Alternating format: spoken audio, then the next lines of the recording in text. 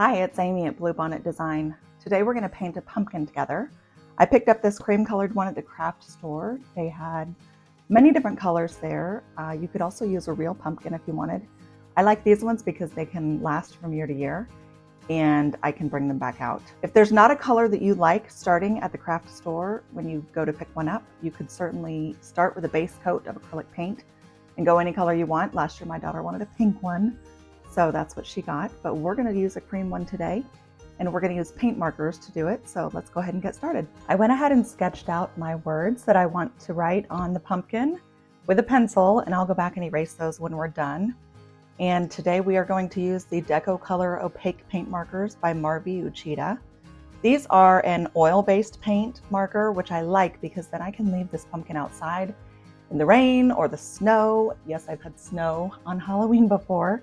And it won't smear, it won't smudge.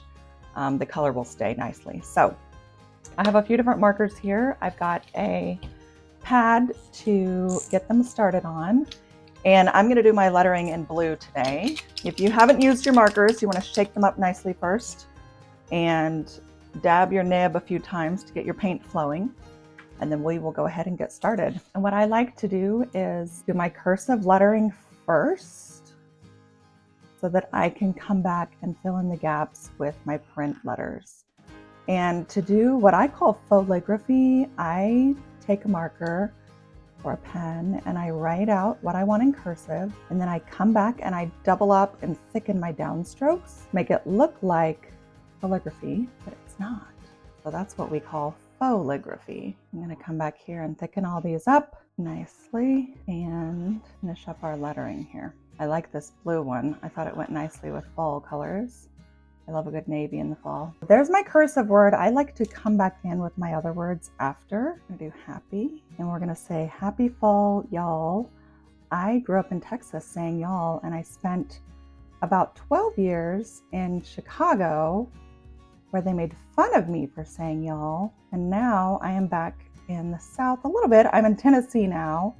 And I love that I can say y'all again and no one makes fun of me. So on these letters, I also like to kind of thicken up just one of the downstrokes and add some little serifs.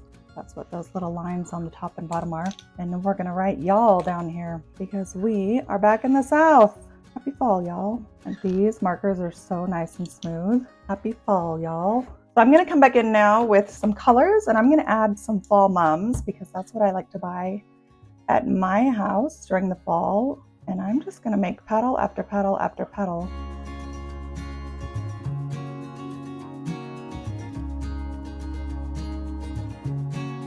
I'm gonna come back and add leaves after I do my flowers because I want that to dry before I smear it. So I'm gonna add some other fall colors of flowers. And mums are easy to do. Anybody can draw a mum because I'm just adding little petal after little petal.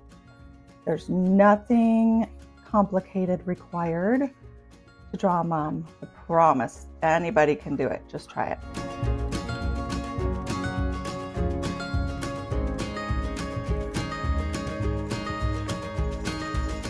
So my flowers are mostly dry. I'm gonna go back in with a green and I'm gonna add some leaves to this design. Like I said, this is gonna dry very nicely because it's oil paint, which means it is water resistant. These can get wet. These can live outside. And the nice thing about this one is you could put it out now.